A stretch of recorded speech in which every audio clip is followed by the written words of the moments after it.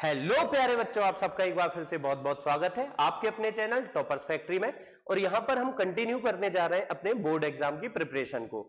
तो बच्चों, मैं आपको बताना चाहता हूं आज का ये जो वीडियो होने वाला है ये आपके लिए बहुत बहुत बहुत इंपॉर्टेंट होने वाला है। आप मेरे 15 सालों का एक्सपीरियंस मानिए कि आज के इस वीडियो से आपको बोर्ड एग्जाम में कुछ ना कुछ तो जरूर पूछा जाएगा। हो सकता है वो 1 मार्क में आए या बेटा 2 मार्क्स में, तो कुछ ना कुछ तो गारंटी बेटा आएगा ही आएगा। तो ध्यान से पूरा वीडियो देखिए। तो चलिए बेटा हम कंटिन्यू करते हैं अपने टॉपिक को। आज का जो टॉपिक है वो है कंडक्शन। कंडक्शन इस चैप्टर का 3rd पार्ट है। यहां पर हम क्या करेंगे बेटा, एक इलेक्ट्रोलाइट का सॉल्यूशन होगा और उस इलेक्ट्रोलाइट के सॉल्यूशन से हम इलेक्ट्रिसिटी पास करेंगे। जब इलेक्ट्रोलाइट के सॉल्यूशन से इलेक्ट्रिसिटी पास करेंगे तो उसमें बेटा कुछ प्रॉपर्टीज होंगी, कुछ डेफिनेशंस आएंगी, उनकी मैं बात करने वाला हूं।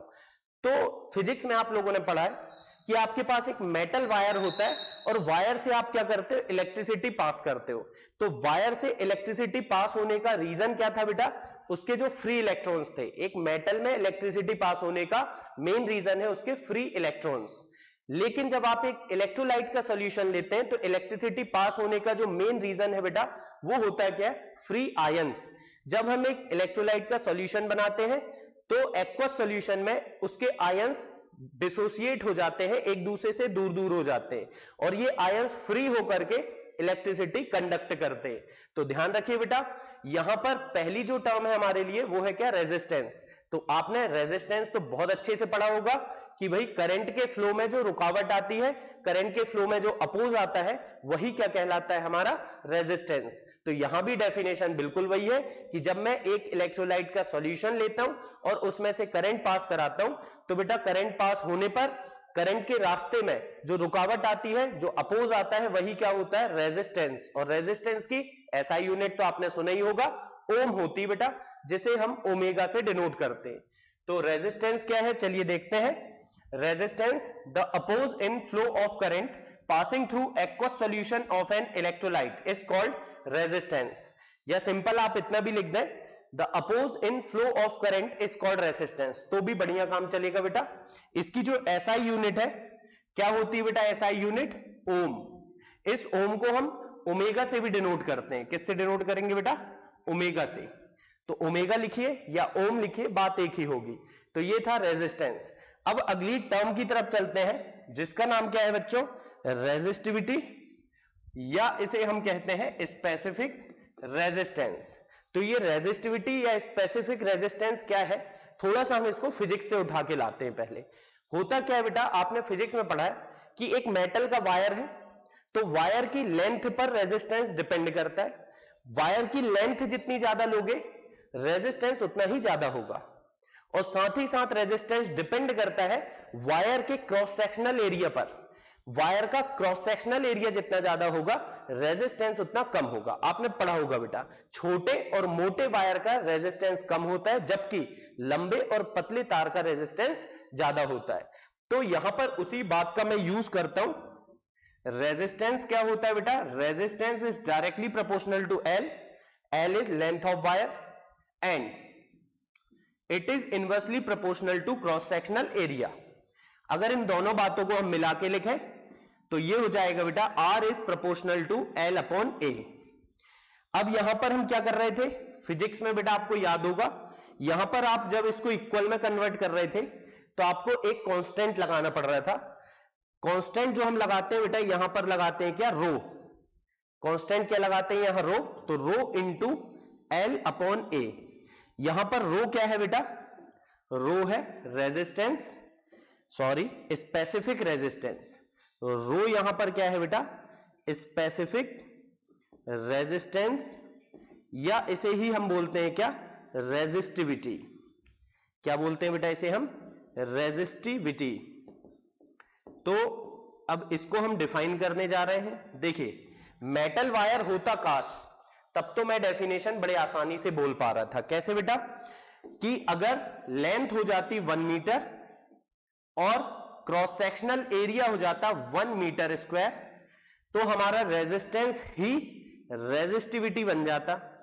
क्या बोल रहा था बेटा मैं, अगर मेटल वायर होता, लेंथ अगर 1 मीटर होती उसकी और cross sectional area 1 metre square होता तो क्या होता बेटा, यहां भी 1 आता, यहां भी 1 आता, तो R इज इक्वल टू रो हो जाता। तो हम बोल देते कि the resistance of a metal wire whose length is 1 meter and cross sectional area is 1 meter square is called resistivity और specific resistance। लेकिन यहां मैं मेटल वायर की तो बात कर नहीं रहा हूं, यहां तो बेटा हमें रेजिस्टिविटी या स्पेसिफिक रेजिस्टेंस डिफाइन करना है किसके लिए, एक इलेक्ट्रोलाइट के सॉल्यूशन के लिए। और जैसा कि आप जानते हैं सॉल्यूशन में लेंथ तो होती नहीं है, सॉल्यूशन में क्रॉस सेक्शनल एरिया भी नहीं होता है, तो ऐसे में क्या करें भाई अपन, तो ऐसे में अपन एक जुगाड़ लगाते हैं। चलिए देखते हैं, हमने लिया एक कंटेनर और कंटेनर में भर दिया इलेक्ट्रोलाइट सॉल्यूशन जिसकी हमें रेसिस्टिविटी डिफाइन करनी है। उस इलेक्ट्रोलाइट का सॉल्यूशन इसके अंदर हमने भर दिया और बेटा यहां पर मैं इलेक्ट्रोड्स लूंगा, मेटल की प्लेट्स हम यहां पर इलेक्ट्रोड्स के रूप में लेते हैं। ये आपने लिए एक पहली मेटल की प्लेट, तो ये आपका पहला इलेक्ट्रोड, और सिमिलरली बेटा आपने एक और मेटल प्लेट इस तरह की ले लिए, ये आपका दूसरा इलेक्ट्रोड। और हमने क्या करा फिर, इन दोनों इलेक्ट्रोड्स को हमने कनेक्ट किया बेटा एक बैटरी के साथ। बाहर से हमने एक डीसी बैटरी लिए और उससे हमने इसको कनेक्ट कर दिया। अब क्या होगा, अब हमने कंडीशन लगाए कि भाई मैं सॉल्यूशन का लेंथ तो नहीं ले सकता, सॉल्यूशन में एरिया भी नहीं ले सकता, हां लेकिन बेटा मैं एरिया ले सकता हूं किसका, इलेक्ट्रोड का। ये जो मेटल की प्लेट है जो कि इलेक्ट्रोड है हमारा, इसका एरिया हम बोलेंगे कितना होना चाहिए, 1 मीटर स्क्वायर।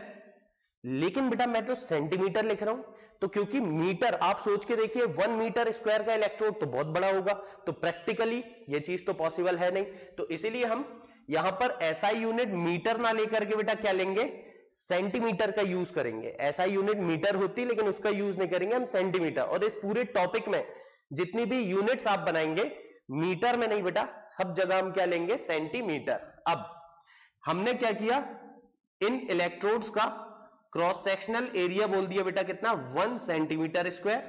और साथ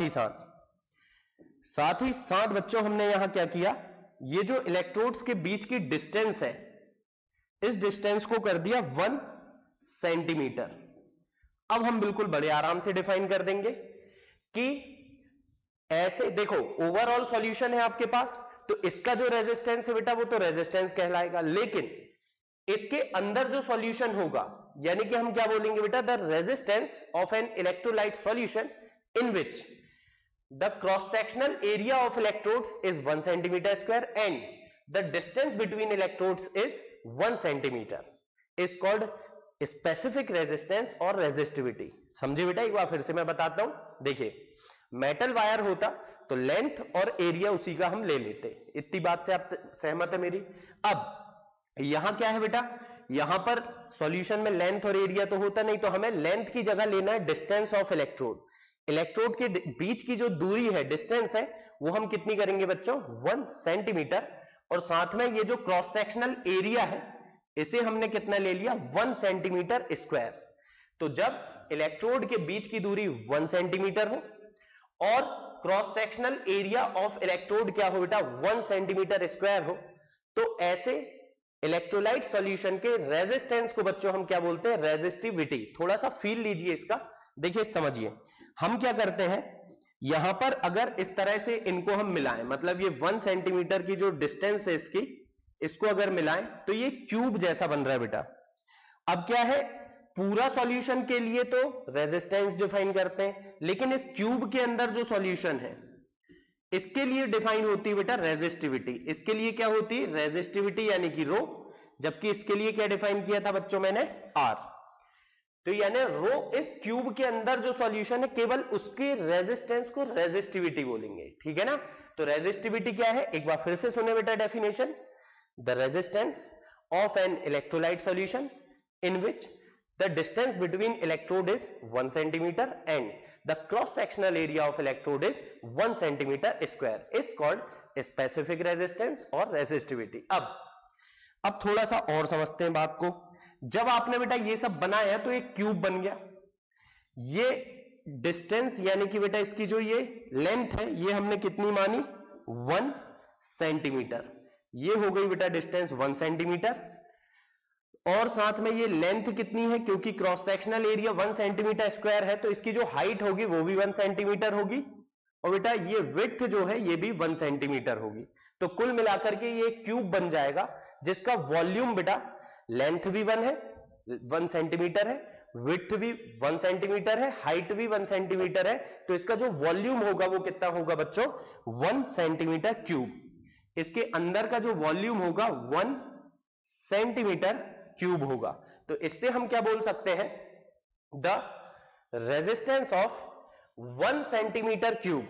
अब बेटा 1 सेंटीमीटर क्यूब जो है उसको कभी कभी हम 1 सीसी भी लिखते हैं या उसको हम 1 ml भी बोल सकते हैं। तो the resistance of 1 centimetre cube electrolyte solution और 1 ml इलेक्ट्रोलाइट सॉल्यूशन और 1 CC electrolyte solution is called resistivity. मतलब देखो बेटा कितना भी वॉल्यूम हो तो उसके लिए रेजिस्टेंस टर्म हम यूज करेंगे, लेकिन अगर वॉल्यूम 1 सेंटीमीटर क्यूब हो तो रेजिस्टेंस की जगह उसके लिए हम क्या यूज करेंगे, रेजिस्टिविटी या स्पेसिफिक रेजिस्टेंस। तो चलिए इनकी डेफिनेशंस की बात कर लेते हैं बेटा, चाहे तो आप लोग फटाफट नोट कर लें इसको। क्या है डेफिनेशन, चलिए देखते हैं। The resistance of an electrolyte solution in which the distance between electrodes is 1 centimetre and the area of cross section of electrode is 1 centimetre square. यहां पर बेटा क्या हुआ है, 1 मीटर स्क्वायर लिख गया है, तो आप ध्यान रखें यहां पर हमें क्या लिखना है, 1 सेंटीमीटर स्क्वायर, ठीक है ना। This is 1 centimetre square is called specific resistance और रेजिस्टिविटी। अब इसकी यूनिट निकालते हैं बेटा, निकाल लेंगे अपन, चलिए देखते हैं। हमने क्या बोला, हमने बोला फॉर्मूला बनाते हैं, R is proportional to L upon A, R is directly proportional to L upon A। और अगर बेटा यहां कांस्टेंट लगाए हम तो कांस्टेंट हमने लगाया rho into L bye A, ठीक है। अब यहां पर जो रो है बेटा, रो को हम अगर बनाना चाहे रेजिस्टिविटी का फॉर्मूला तो देखिए रो को यहीं रो को वहीं रहने दो, L अपॉन A को बेटा इस साइड लाओ, L अपॉन A इस साइड आएगा तो क्या हो जाएगा, A अपॉन L। तो इसको हमने लिख दिया R into A upon L, और ये बन गया बेटा हमारे पास रेजिस्टिविटी का एक बढ़िया सा फॉर्मूला। यूनिट हम यहीं से निकाल सकते हैं, देखिए कैसे। R की यूनिट क्या है मेरे बच्चों, ओम यानी कि ओमेगा, इंटू एरिया की यूनिट क्या है, सेंटीमीटर स्क्वायर, लेंथ की क्या है, सेंटीमीटर, तो 1 सेंटीमीटर से सेंटीमीटर कैंसिल, यूनिट बन गई बेटा ओम सेंटीमीटर। तो finally the unit of resistivity is ohm centimetre. अब बेटा रेजिस्टेंस को हम R से डिनोट करते हैं और रेजिस्टिविटी को रो से डिनोट करते हैं, आप ध्यान रखें। तो इस तरह से हमने रेजिस्टिविटी को भी डिफाइन कर लिया है। अब अगली टर्म की तरफ चलते हैं अपन, जिसका नाम है बेटा कंडक्टेंस।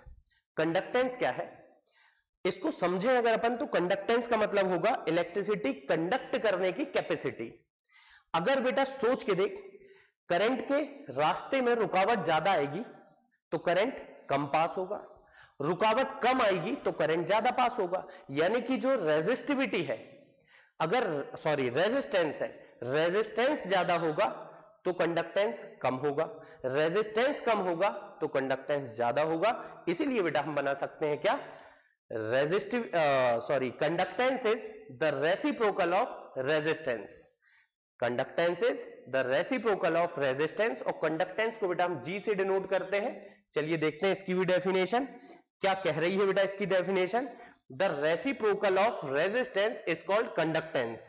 रेसिप्रोकल कर देंगे अगर रेजिस्टेंस का तो आपको मिल जाएगा क्या, कंडक्टेंस। फॉर्मूला बनाते हैं बेटा, G is equal to reciprocal of resistance यानी कि 1 अपॉन R। ये बन गया बेटा इसका क्या, फॉर्मूला। अब इसकी यूनिट अगर मुझसे कोई पूछे तो क्या बोलूंगा बेटा मैं, देखिए 1 अपॉन R यानी कि 1 अपॉन ओम। 1 अपॉन ओम मतलब बेटा ओम इनवर्स, या इसको हम लिख सकते हैं बेटा ओमेगा इनवर्स, या बच्चों ओमेगा इनवर्स को हम उल्टा बना दे ऐसा भी बना सकते हैं, तो इसको भी हम ओमेगा इनवर्स ही पढ़ते हैं, या बेटा ओम इनवर्स को हम ऐसा भी लिख दें उल्टा तो ऐसे भी लिख सकते हैं। मतलब इसकी यूनिट क्या क्या होगी मैं बता रहा हूं आपको, ओम इनवर्स, ओमेगा इनवर्स, मो और ओमेगा इनवर्स। ठीक है। लेकिन जो इसकी एसआई यूनिट है बेटा, जो आपको याद रखनी ज्यादा इंपॉर्टेंट जो है एसआई यूनिट, वो क्या है बेटा, वो है साइमन, और Simon is denoted by S. SI unit of conductance is Simon, it is denoted by capital S. चलिए फिर अब आगे बढ़ते हैं और बात करते हैं बेटा स्पेसिफिक कंडक्टेंस या कंडक्टिविटी की। तो सर हमने कंडक्टेंस किसे कहा, रेसिप्रोकल ऑफ रेजिस्टेंस, तो स्पेसिफिक कंडक्टेंस किसे कहेंगे, रेसिप्रोकल ऑफ स्पेसिफिक रेजिस्टेंस, या ऐसे समझ बेटा conductance is reciprocal of resistance, तो conductivity will be reciprocal of resistivity. तो बड़ी सिंपल सी डेफिनेशन बनती है, द रेसिप्रोकल ऑफ रेजिस्टिविटी, मतलब बेटा जो कंडक्टिविटी है, ध्यान रखना पहली बात तो कंडक्टिविटी को बेटा अपन कापा से डिनोट करते हैं, पापा नहीं बेटा, कापा। कापा क्या है, कंडक्टिविटी या specific conductance. It is the reciprocal of rho. Rho क्या था आपका, रेजिस्टिविटी, तो रेजिस्टिविटी के रेसिप्रोकल को बच्चों हम क्या कहते हैं, कंडक्टिविटी। अब यहां से फॉर्मूला बनाते हैं, K is equal to kappa is equal to 1 upon rho. Rho की जगह बेटा अभी अपन ने फॉर्मूला लिखा था R into A by L, और मेरे बच्चे जानते हैं इसको हम ऐसा कर देंगे 1 upon R into L upon A. इस तरह से हमारे पास कापा का एक बढ़िया सा फॉर्मूला बन जाता है। अब इसको चाहे हम तो ऐसा भी लिख सकते हैं बेटा, क्या लिखेंगे, kappa is equal to 1 upon R, 1 upon R reciprocal of R is conductance which is denoted by capital G. और बेटा यहां पर L upon A, L upon A को भी एक नाम दे दिया गया बेटा, इसको बोला जाता है क्या, सेल कांस्टेंट, सेल कांस्टेंट। तो ध्यान रखें बेटा, इसको ऐसा लिख दे रहा हूं मैं, कापा इज इक्वल टू क्या, conductance into cell constant.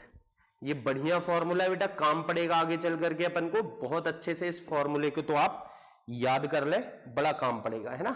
Kappa is equal to क्या होगा, कंडक्टेंस इनटू सेल कांस्टेंट। फिर चलिए इसको अगर सिंबल के फॉर्म में लिखें तो कंडक्टेंस इज जी, और बेटा सेल कांस्टेंट को हम डिनोट करते हैं जी स्टार से। क्या बनाते हैं बेटा इसके लिए अपन, जी स्टार। तो इस तरह से ये फॉर्मूला बन जाता है, kappa is equal to G into G star, where G is conductance and G star is cell constant। चलिए बेटा आगे बढ़ते हैं अपन, पहले लेकिन इसकी एक दो डेफिनेशन और बना लें अपन। चलिए बनाते हैं। हमने क्या बोला बेटा, कापा इज इक्वल टू G मतलब क्या हुआ, कंडक्टेंस, इनटू L अपॉन ए यानी कि सेल कांस्टेंट। अब काश बेटा L तेरा 1 सेंटीमीटर हो जाए और ए तेरा 1 सेंटीमीटर स्क्वायर हो जाए, तो तू क्या लिख सकता है बेटा, कापा इज इक्वल टू जी। क्या लिख सकते हो बेटा आप, फिर कापा इज इक्वल टू जी, यानी कि ये एल क्या है बेटा, लेंथ ऑफ वायर। नहीं बेटा, हम वायर की बात ही नहीं कर रहे हैं, हम तो इलेक्ट्रोलाइट सॉल्यूशन की बात कर रहे हैं। तो एल क्या है बेटा, डिस्टेंस बिटवीन इलेक्ट्रोड्स।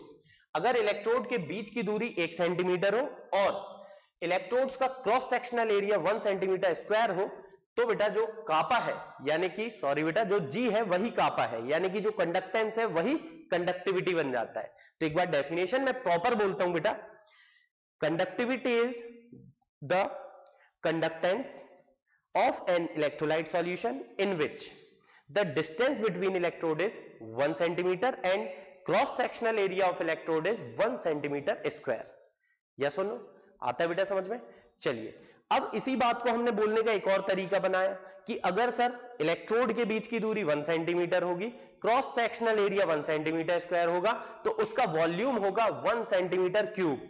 तो बेटा हम इसको ऐसे भी बोल सकते हैं, the conductance of 1 centimetre cube और 1 ml और 1 cc electrolyte solution is called specific conductance और कंडक्टिविटी। क्या बोल रहा हूं बेटा, देखो पूरा सॉल्यूशन कितना भी वॉल्यूम ले लो, कितना भी वॉल्यूम है, तो उसके लिए क्या डिफाइन होगा, कंडक्टेंस। लेकिन अगर वो वॉल्यूम हो जाए 1 ml या 1 सेंटीमीटर क्यूब या 1 cc, तो उसके लिए डिफाइन होगा क्या, कंडक्टिविटी या स्पेसिफिक कंडक्टेंस।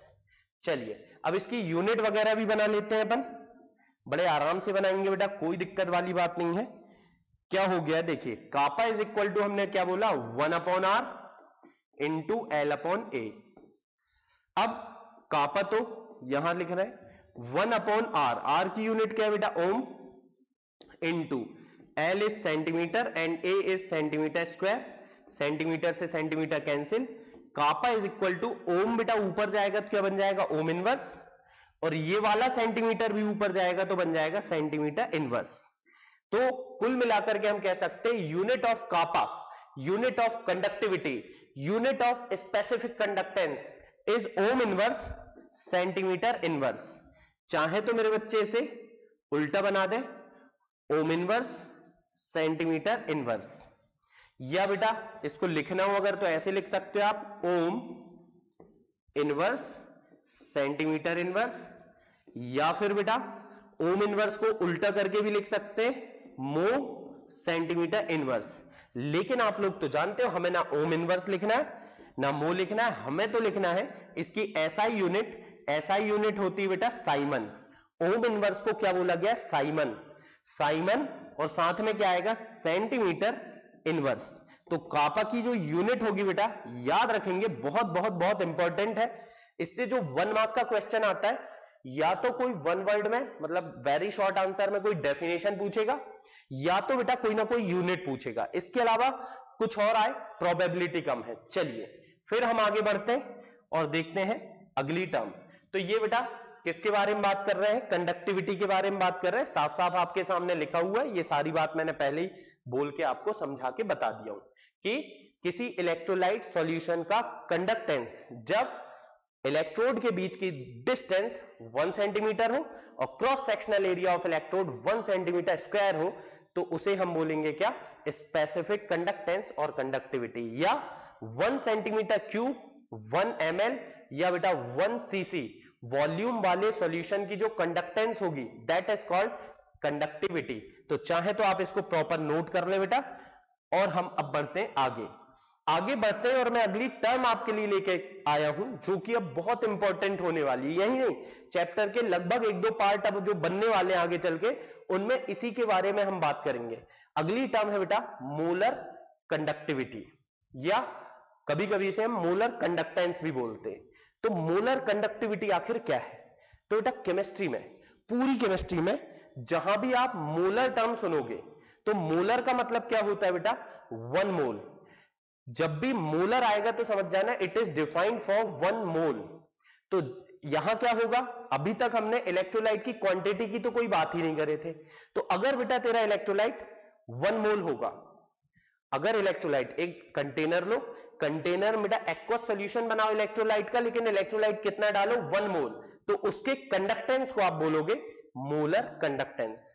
तो मोलर कंडक्टेंस क्या है बेटा, molar conductance is the conductance of 1 mole electrolyte solution, the conductance of 1 mole electrolyte solution is called molar conductance। बड़ी आसान सी बात है, डेफिनेशन देख सकते हो बेटा आप, क्या बोल रहा है, the conductance of an aqueous solution of 1 mole of an electrolyte is called molar conductance।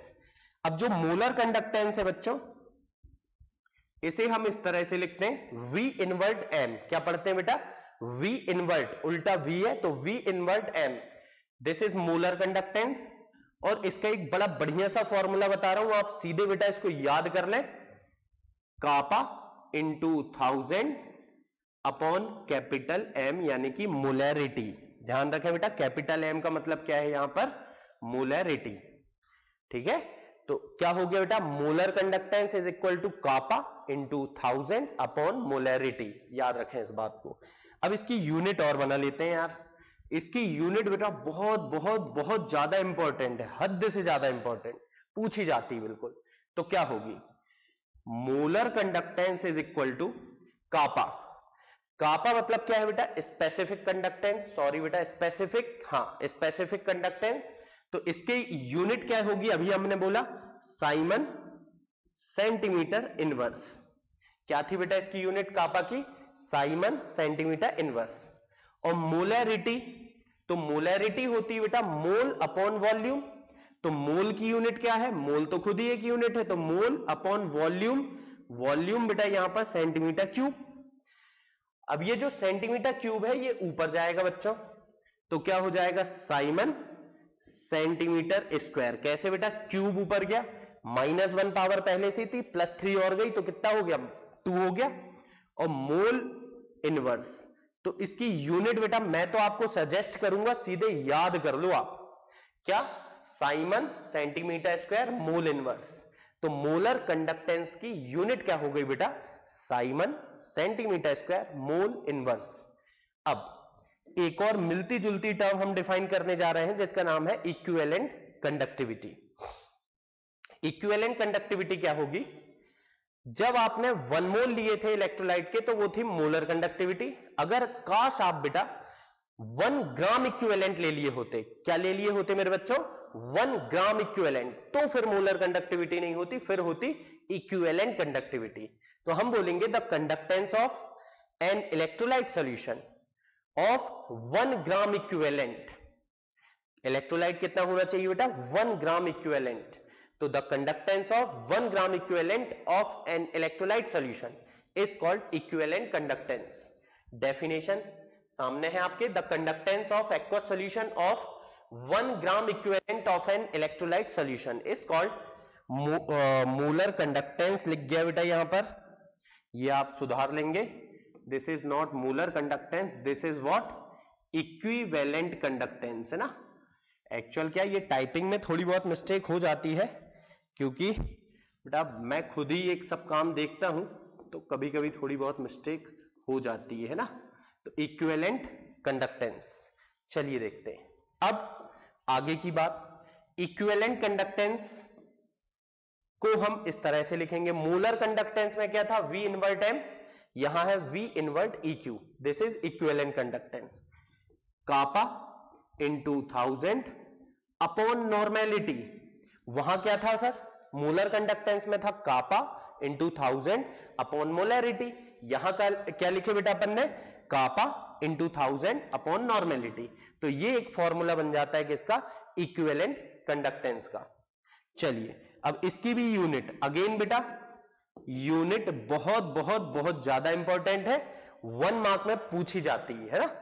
तो देखते हैं, इसकी यूनिट बनाते हैं V इनवर्ट EQ की। तो कापा की तो क्या है sir, kappa is specific conductance या कंडक्टिविटी। इसकी यूनिट क्या थी, ओम इनवर्स सेंटीमीटर इनवर्स। क्या थी बेटा इसकी यूनिट, ओम इनवर्स सेंटीमीटर इनवर्स अपॉन बेटा नॉर्मेलिटी की यूनिट क्या है, ग्राम इक्विवेलेंट अपॉन वॉल्यूम। वॉल्यूम यहां काय में लेंगे बेटा, सेंटीमीटर क्यूब में। नॉर्मेलिटी क्या होती है, number of gram equivalent of solute present in 1 litre solution, मतलब number of gram equivalent upon volume. Volume की यूनिट क्या लेंगे, centimetre cube.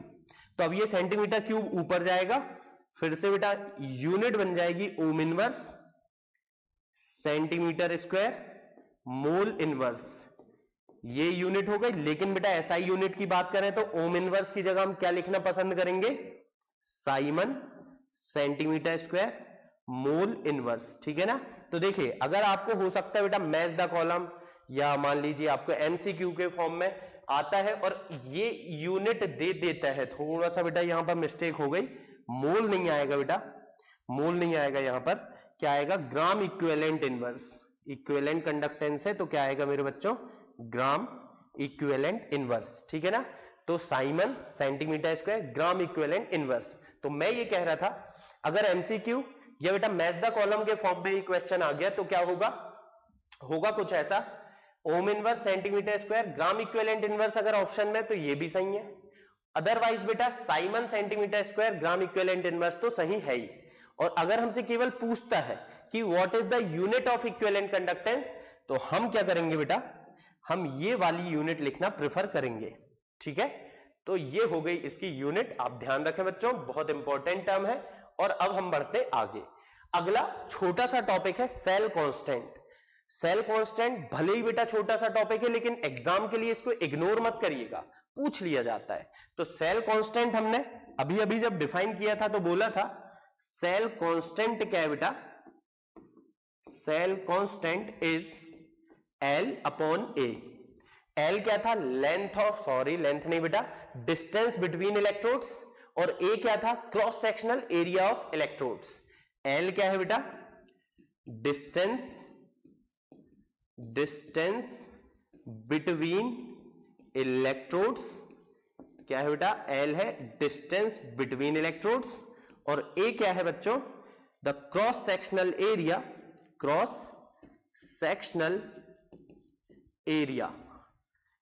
Sectional area of electrodes.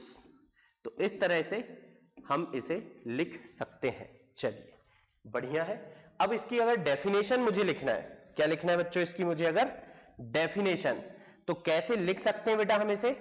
Define करने के लिए L upon A is cell constant, मतलब the ratio of distance between electrodes and cross sectional area of electrode is called cell constant. Definition क्या होगी? The ratio of distance between electrodes, distance between electrodes and cross sectional area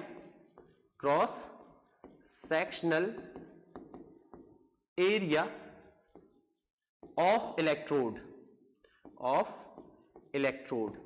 is called cell constant, है ना? तो हमने क्या बोला बेटा? The ratio of distance between electrodes and cross sectional area of electrode in an electrolytic cell is called what? Cell constant.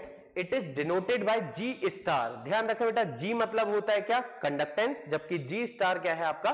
Cell constant. और इसकी बेटा यूनिट बड़ी इंपॉर्टेंट है। 2024 में आपको इसकी यूनिट पूछी गई थी। तो L अपॉन A, L की यूनिट क्या हो गई बेटा? सेंटीमीटर, एरिया की हो गई सेंटीमीटर स्क्वायर, यूनिट से यूनिट कैंसिल हुई, सीधे आगे बेटा सेंटीमीटर इनवर्स। तो ध्यान रखें बच्चों, इसकी यूनिट क्या होती है? Centimetre inverse. हाँ, कई लोगों को दिमाग में आ रहा होगा कि सर ऐसा यूनिट तो मीटर है, लेकिन बेटा मैं पहले ही बता चुका हूं कि practically 1 metre square cross sectional area वाले इलेक्ट्रोड और 1 मीटर डिस्टेंस वाले इलेक्ट्रोड एक सेल में होना पॉसिबल नहीं। सेल भाई इतना बड़ा थोड़ी रहेगा कि उनके इलेक्ट्रोड 1 मीटर दूरी पर रखे जाएं, तो इतना बड़ा सेल प्रैक्टिकली होता नहीं है, इसलिए अपन सेंटीमीटर में काम चला रहे हैं। हालांकि मैं ये भी बोलूंगा प्रैक्टिकली तो सेंटीमीटर भी पॉसिबल नहीं, लेकिन फिर भी बेटा एक हद तक ये थोड़ा सोचा जा सकता है। तो यूनिट क्या हो गई इसकी? Centimetre inverse. चलिए फिर अब वक्त आ चुका बेटा, वक्त आ चुका है सबसे इंपॉर्टेंट काम का, जो क्या है? आपके लास्ट 3 इयर्स के क्वेश्चन है। इसमें बेटा पहला जो क्वेश्चन है 2024 में पूछा गया था, unit of cell constant is. तो यूनिट ऑफ सेल कांस्टेंट क्या है मेरे बच्चों? Centimetre inverse. अभी अभी हमने डिस्कस किया। 1 Faraday electricity is equal to, तो बेटा 1 फैराडे इलेक्ट्रिसिटी जो होती है वो होती है 96500 coulomb. 1 Faraday is equal to 96500 coulomb. This is the charge of 1 mole electrons. 1 mole electron का चार्ज होता है बच्चों ये।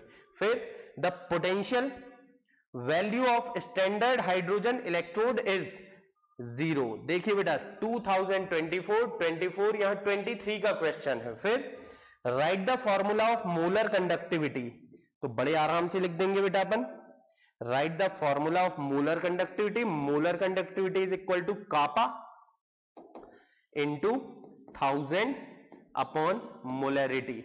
2023। Write the unit of equivalent conductivity, तो बड़े प्यार से मेरे बच्चे बता देंगे, it is gram equivalent centimetre square. और क्या बेटा?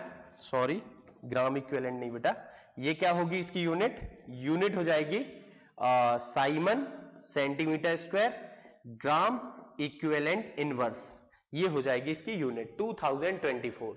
तो देखिए बेटा कितना इंपॉर्टेंट है ये टॉपिक, आप समझ चुके होंगे। अभी करेंटली भी इससे पूछा गया बहुत कुछ, और बिल्कुल बेटा हमेशा पूछा जाता है। मैंने 2006 में एग्जाम दिया था 12th क्लास का, तब भी इससे क्वेश्चन आया था बेटा। मतलब ये परंपरागत जो परंपरागत रूप से एमपी बोर्ड अपना पैटर्न फॉलो कर रहा है उसी के अंदर ये टॉपिक आता है। तो चलिए फिर हम मिलेंगे नेक्स्ट लेक्चर में, इसे आप अच्छे से कवर कर लीजिए और फिर एक बार अच्छे से रिवाइज कर लीजिए। अगर कोई डाउट आता है तो कमेंट बॉक्स में कमेंट करिए, मैं बिल्कुल बेटा पूरी कोशिश करूंगा कि आपके एक एक डाउट को मैं सॉल्व कर सकूं।